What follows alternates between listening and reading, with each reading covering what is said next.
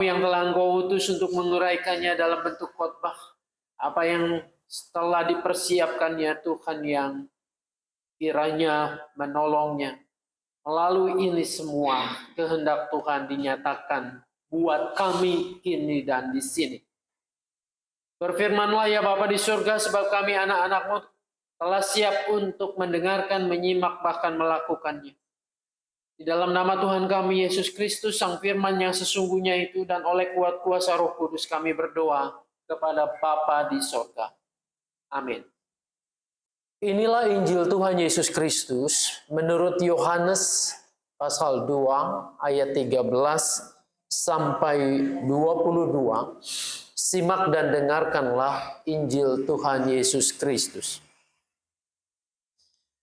Ketika hari raya Paskah orang Yahudi sudah dekat, Yesus berangkat ke Yerusalem.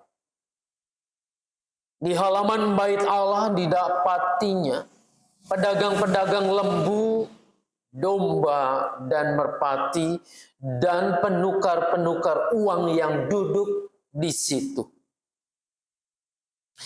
Ia membuat cambuk dari tali, lalu mengusir mereka semua dari bait Allah dengan semua domba dan lembu mereka. Uang penukar-penukar dihamburkannya ke tanah, dan meja-meja mereka dibalikkannya. Kepada pedagang-pedagang merpati ia berkata, "Ambil semuanya ini dari sini. Jangan kamu membuat rumah Bapakku menjadi tempat berjualan." Lalu teringatlah murid-muridnya bahwa ada tertulis, "Cinta untuk rumahmu akan menghanguskan aku." Para pemuka Yahudi menantang Yesus, katanya, "Tanda apakah yang dapat engkau tunjukkan kepada kami bahwa engkau berhak bertindak demikian?" Jawab Yesus kepada mereka, "Runtuhkan bait suci ini, dan dalam 3 hari aku akan membangunnya." Lalu kata para pemuka Yahudi itu kepadanya, 40 tahun orang mendirikan bait suci ini, dan engkau dapat membangunnya dalam 3 hari. Namun yang dimaksudkannya dengan bait suci ialah tubuhnya sendiri. Karena itu sesudah ia bangkit dari antara orang mati, murid-muridnya teringat bahwa hal itu telah dikatakannya, dan mereka pun percaya kepada kitab suci dan kepada perkataan yang telah diucapkan Yesus. Demikianlah Injil Tuhan Yesus Kristus. Tuhan Yesus berkata, yang berbahagia adalah setiap kita yang mau mendengarkan firman Allah dengan memeliharanya. Hosana. Selamat pagi Bapak Ibu yang dikasihi dan mengasihi Tuhan. Apa kabar hari ini? Adakah yang bangun pagi sampai saat ini sudah jengkel di hatinya? Kalau nanyanya begini di gereja sama pendeta, saya kira walaupun jengkel ya diam-diam aja. Walaupun kesel tadi di rumah sempat marah, ya berubahlah mukanya dengan wajah berseri dan tersenyum. Walaupun di rumah mungkin sempat ada cekcok, ya di sini ada salam damai, ya sudah damai saja. Saudara-saudara, ibu bapak yang dikasihi dan mengasihi Tuhan, tema kita hari ini adalah kemarahan dalam cintanya. Tadinya saya bolak-balik tema ini. kemarahan atau keramahannya.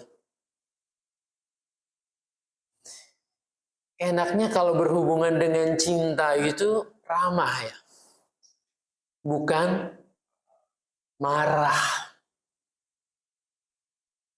Tapi kita mau lihat dan belajar dari peristiwa yang terjadi ketika Yesus masuk Yerusalem dan ia mendapati rumah Bapaknya, bait suci itu ternyata sudah berubah dari konsep yang ideal menjadi yang ia lihat sesuai dengan bacaan Injil hari ini. Berbicara tentang marah. Semua manusia normalnya pernah marah. Ada enggak yang belum pernah marah sampai saat ini? Dari kecil. Kalau dari kecil, kelamaan mungkin.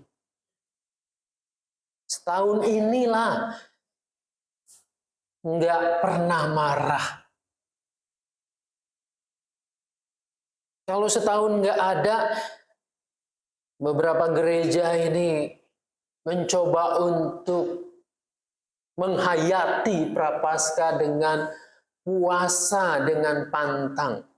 Oke lah, 3 minggu ini ada nggak yang sanggup berpantang untuk tidak marah? Ada. Kalau ditanya sama saya juga nggak sanggup.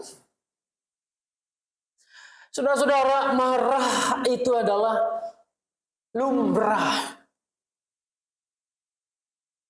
Tuhan menciptakan manusia tidak hanya dengan akal budi, tetapi juga dengan emosi. Di dalamnya kita bisa merasa, di dalamnya kita bisa mencinta dan bisa marah. Jadi marah itu manusiawi, sangat manusiawi. Meskipun kita sadar bahwa ini sangat manusiawi, tetapi kita tidak selalu sadar akan penyebab kemarahan itu. Kita tidak selalu mempertimbangkan dampak yang terjadi akibat kemarahan kita. Yang penting meledak saja duluan, masalahnya nanti kita pikirkan. Tapi ketika itu terjadi, maka sesal kemudian itu tidak ada gunanya. Saya membaca buku judulnya The Good and Beautiful Life, karya James Bryan Smith.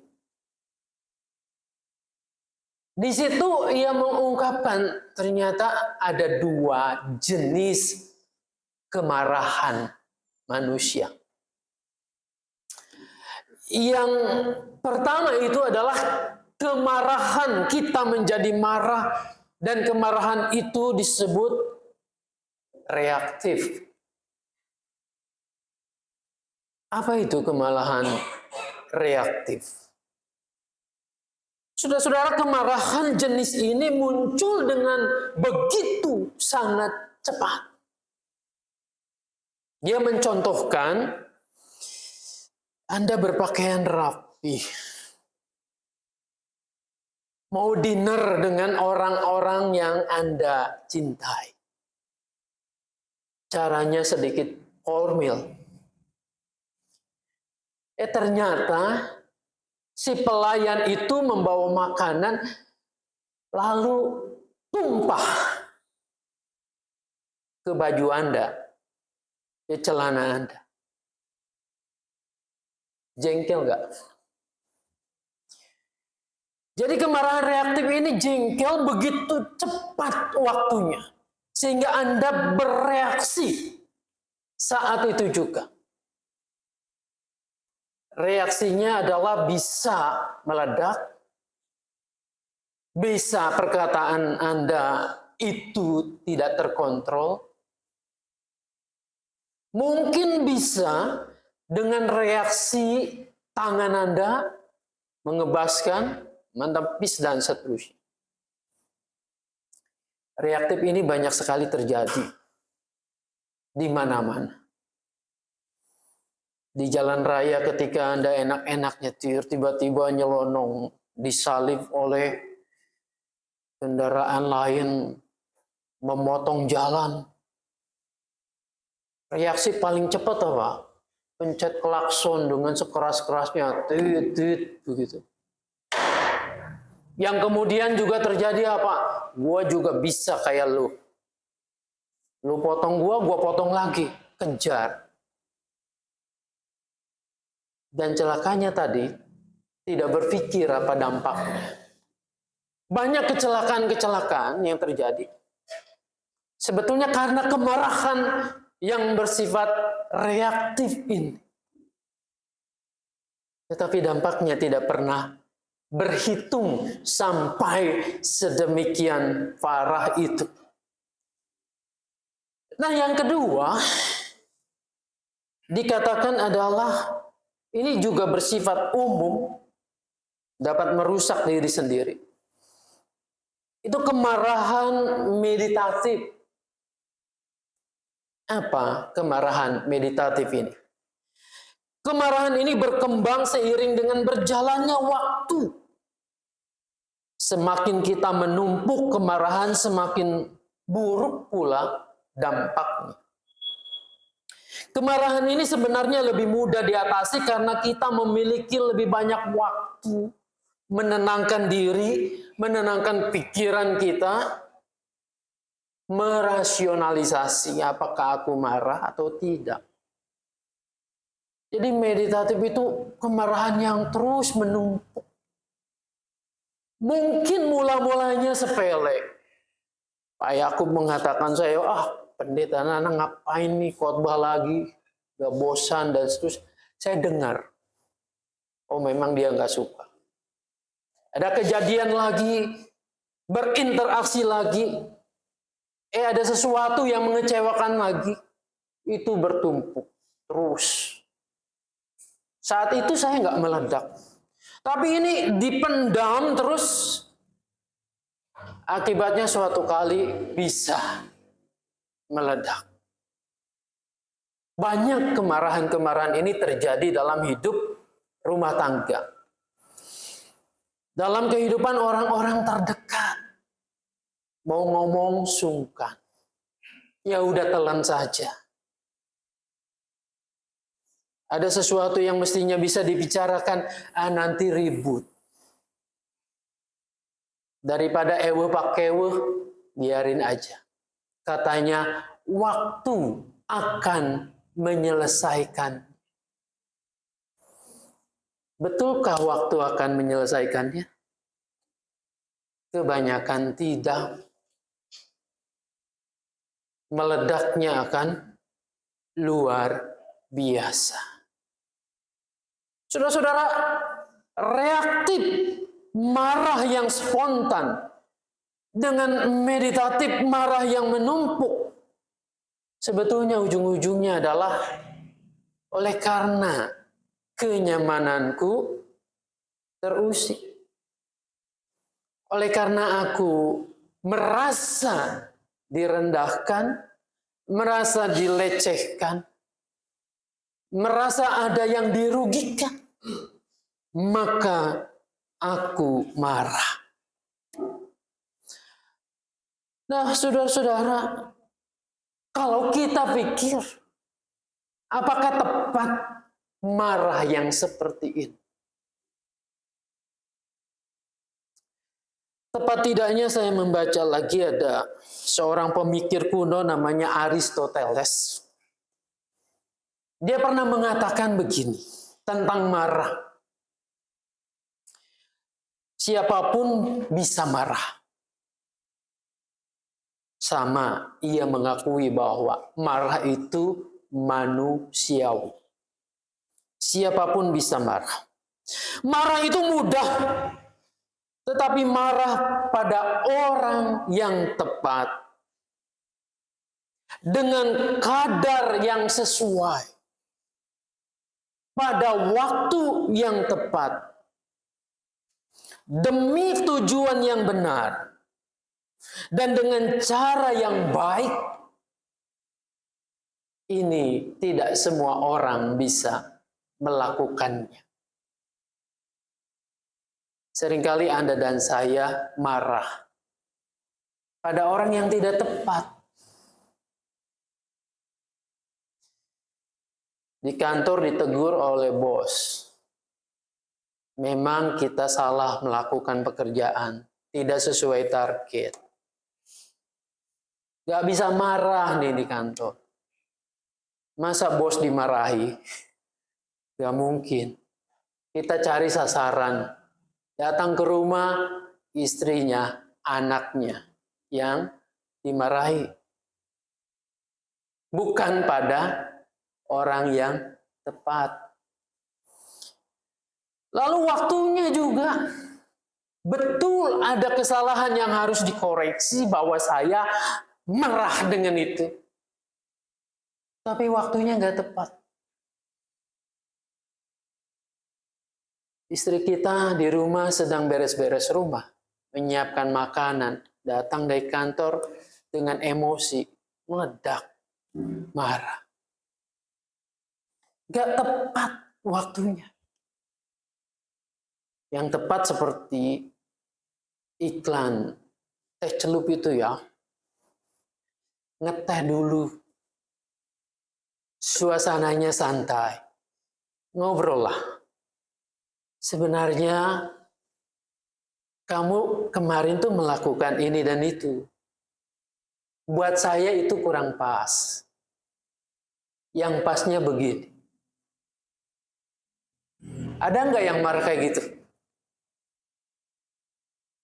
Ya, sayangnya ini hanya ada di iklan. Jadi kita tidak bisa mengendalikan emosi kita. Lalu yang sesuai. Marahnya apa? Penyebabnya apa? Yang sesuai dengan itu. Jangan kita marah overdosis. Semua penghuni Ragunan tumplek ke rumah. Semua diungkapkan. Ini overdosis. Kalau minum obat, overdosis, jelas bukan sembuh. Tapi malah kita jadi terkapar di situ. Tidak sesuai dengan kondisi yang ada.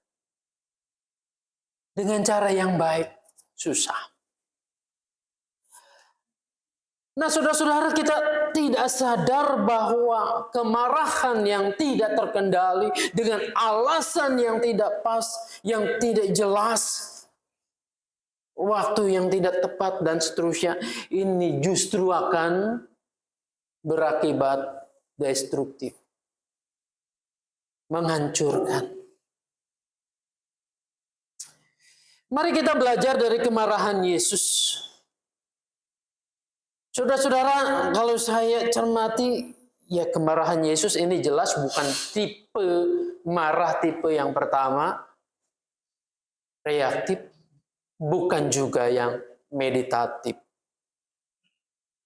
Ia marah karena cintanya. Mari kita telusuri kemarahan Yesus, kemarahan yang legendaris ini. Kenapa saya sebut kemarahan yang legendaris? Karena selalu orang Kristen kalau mengatakan, kok kamu marah? Oh iya, Yesus saja bisa marah. Buktinya di bait Allah itu dia marah. Selalu merujuk ke marahnya Yesus yang ini yang kita bacain. Saudara-saudara, tempat pertama yang dikunjungi Yesus ketika ia masuk Yerusalem. Kalau Anda dan saya cermat baca Injil, memang betul. Kalau Injil Yohanes, Yesus itu sering bolak-balik ke Yerusalem. Tapi Injil sinoptis, Matius, Markus, Lukas, Yesus ke Yerusalem hanya sekali. Di situ ia mengalami masa-masa sengsara, penolakan, penghakiman, dan akhirnya dibunuh di luar Yerusalem. Nah, kali ini ketika akan ada perayaan Paskah, ia ke Yerusalem. Dan yang ia kunjungi pertama-tama itu adalah rumah Bapaknya, Bait Suci. Bait Suci bagi orang Yahudi bukan sekedar simbol rumah ibadah. Tapi di situ diyakini bahwa Allah JHWH itu hadir di situ. Ada di tengah-tengah umatnya, umat bisa menjumpainya. Namun apa yang Yesus temui di sana?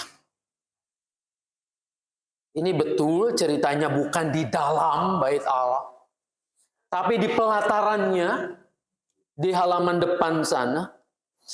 Dia menjumpai ada begitu banyak orang berbisnis, berdagang, berjualan. Ada yang berjualan domba, merpati, hewan-hewan korban. Ada penukar-penukar uang. Saudara-saudara, mereka menjual korban dengan harga yang selangit. Harga yang sangat tinggi. Kenapa bisa begitu? Jadi kalau ada orang dari luar Yerusalem, dia berniat membawa hewan korbannya sendiri, dombanya sendiri dituntun. Akan dicek, ini domba ini cacat atau enggak? Luka atau tidak kakinya? Ukurannya sesuai enggak? Umurnya juga demikian. Sangat teliti. Kebanyakan ditolak. Ini hewan yang tidak layak untuk dipersembahkan di bait suci. Jadi ketimbang mereka repot-repot dari luar Yerusalem membawa ke bait Allah, ya sudah disediakan di sini. Sudah ada stempelnya. Stempel ulama halal itu, bukan itu ya. Stempel ini hewan korban tak bercacat, tak bercela, dan yang ini layak untuk dipersembahkan. Tapi apa? Harganya selangit. Harganya berkali-kali lipat. Demikian pula dengan uang. Kenapa ada penukar uang di sana? Bait Allah itu kalau mempersembahkan persembahan enggak seperti kita. Paling masukin amplop begitu. Mau dolar, mau Singapura dolar gitu. Ya kita terima semuanya. Tapi di komplek bait Allah hanya uang, mata uang bait Allah lah yang diterima di situ. Kenapa? Karena ini sistem kesucian. Kekudusan bait Allah tidak boleh dikotori oleh uang-uang asing. Kita bayangkan, pada saat itu Palestina dan sekitarnya sedang dikuasai Imperium Roma. Ya jelas mereka memberlakukan mata uang Romawi. Tapi ini ditolak. Harus ke money changers dulu. Tukar. Penentuan harga tukarnya Bukan sama si orang yang mau nukar itu, tetapi sama cukong yang ada di situ. Nah, semua bandar ini, cukong-cukong ini, baik yang hewan persembahan maupun uang penukar ini, ujung-ujungnya kalau ditarik itu adalah mereka kelompok Saduki. Kelompok elit pemimpin Yahudi yang memberlakukan itu, yang memutuskan, menetapkan harganya berapa. Semua keuntungannya di sana. Sebenarnya pedagang-pedagang kecil ini hanya, kata Bambang Pacul itu hanya Korea-Koreanya aja, kroco-kroconya aja. Yang mendapatkan untung luar biasa itu adalah pengusaha dan penguasa. Petinggi-petinggi Yahudi ini. Yesus melihat kegaduhan itu. Dan hatinya mulai terkoyak. Ini rumah Bapakku. Rumah di mana setiap orang yang merindukan kasih sayang Bapa, yang merindukan suara Bapaknya, dekapan kasih sayang Tuhan, kok harus begitu banyak penghalangnya ini. Disitulah ia ambil tali, dibuat pecut cemeti. Dia mengusir semua itu. Betul, nampaknya kejam. Tapi itulah yang dilakukan untuk menegur, untuk mengembalikan ini. Nah, disitulah akhirnya saya bayangkan ini pedagang-pedagang semua kocar-kacir. Mereka akan lari dan mengadu kepada bandar-bandarnya tadi itu. Lalu datanglah para pembesar Yahudi. Sekarang berhadapan dengan Yesus, menantang Yesus. Dengan kuasa manakah? Atas kewenangan siapakah engkau melakukan ini? Mereka bertanya karena mereka pejabat. Kamu kan bukan siapa-siapa. Ngapain marah dan mengobrak-abrik ini? Saudara yang dikasih dan mengasihi Tuhan, Yesus menjawab, rombak bait Allah ini, dan dalam 3 hari aku akan mendirikannya kembali. Rasanya, nggak nyambung ya? Atas dasar kewenangan siapa? Jawabannya, rombak. Saudara-saudara, kalau kita cermat baca Injil Yohanes, seringkali banyak memang hal-hal yang rasanya tidak nyambung. Orang sedang kehausan minum air, Yesus mengatakan air kehidupan. Roti yang dipahami roti biasa, Yesus mengatakan ada roti kehidupan di dalam dirinya. Kali ini ditanya dengan wewenang siapa? Rombak. Sebetulnya ketika Yesus mengatakan itu, dialah yang punya otoritas. Yang bisa merombak, bisa mengubah bait Allah ini. Yang ternyata bukan menjadi berkat bagi banyak orang, melainkan orang menjadi terhalang ketika akan bertemu dengan Bapaknya. Saudara-saudara, memang waktu itu bukan waktu itu saja. Sekarang juga kita mungkin bingung dengan jawaban Yesus. Tapi untunglah bahwa Injil Yohanes ini memberikan penjelasan buat kita. Penjelasannya ada di ayat 21. Tetapi yang dimaksudkan Yesus itu dengan bait Allah ialah tubuhnya sendiri. Tubuhnya sendiri. Nanti ketika peristiwa salib dan kebangkitan itu terjadi, salib dia mati, ini dirombak. Yesus mati. Setelah 3 hari dibangun kembali karena ia bangkit. Yang dimaksudkan itu dirinya sendiri. Saudara-saudara, para murid baru akan mengerti kata-kata Yesus ini setelah kebangkitannya. Pada waktu itu Yesus akan bangkit dan pada hari ketiga sesudah kematiannya.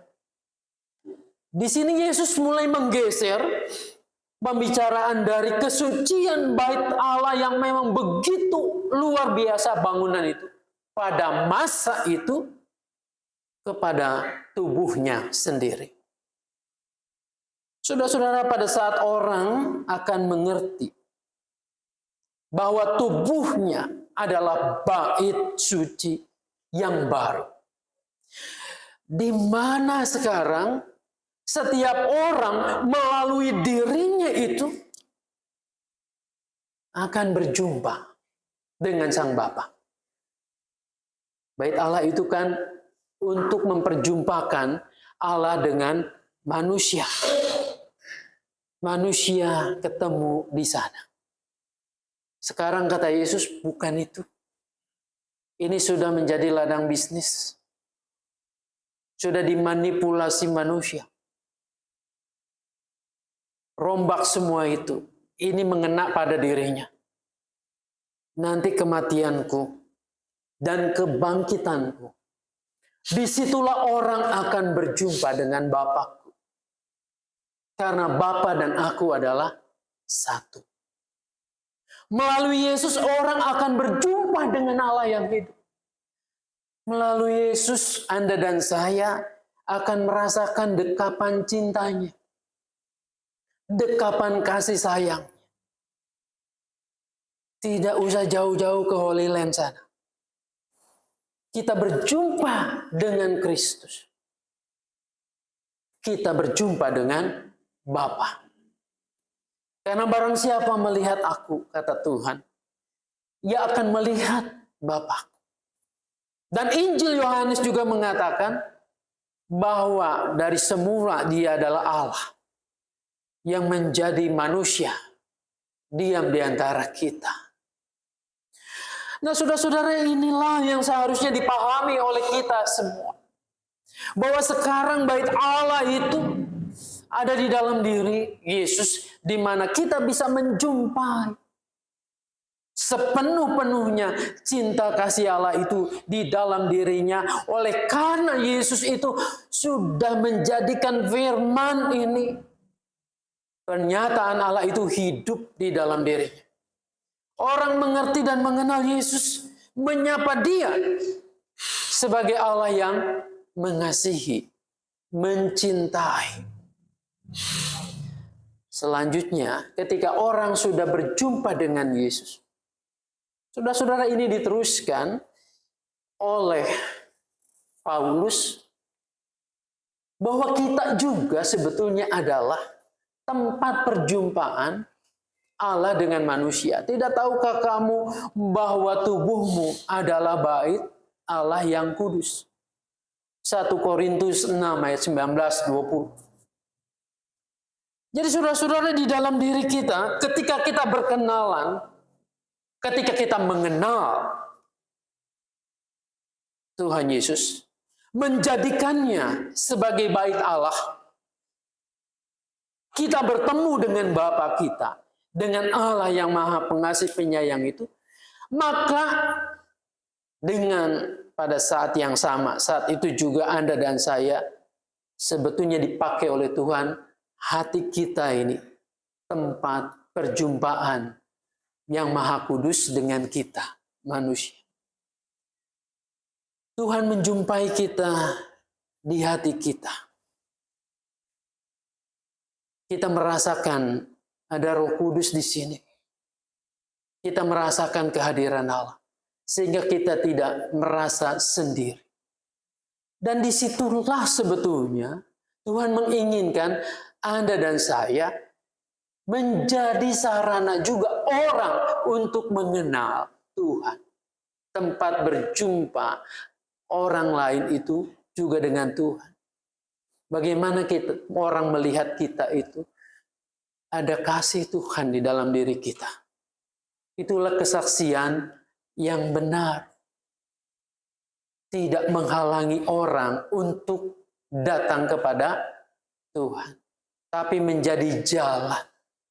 Yesus marah oleh karena orang terhalangi dengan berbagai macam aturan, dengan berbagai macam usaha bisnis yang menguntungkan mereka.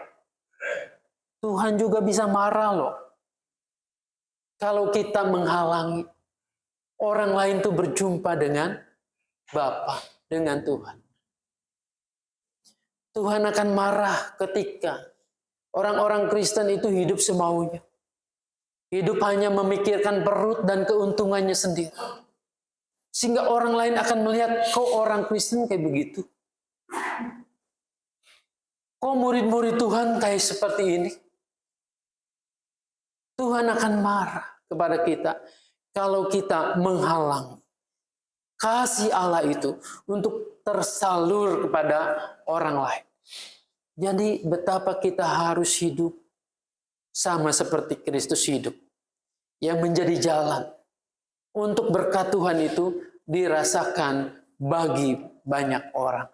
Biarlah Tuhan menolong kita untuk menjadi alat di tangannya seperti bait Allah, di mana orang bisa bertemu, berjumpa dengan kasih Allah. Tuhan Yesus menolong, memberkati kita. Amin.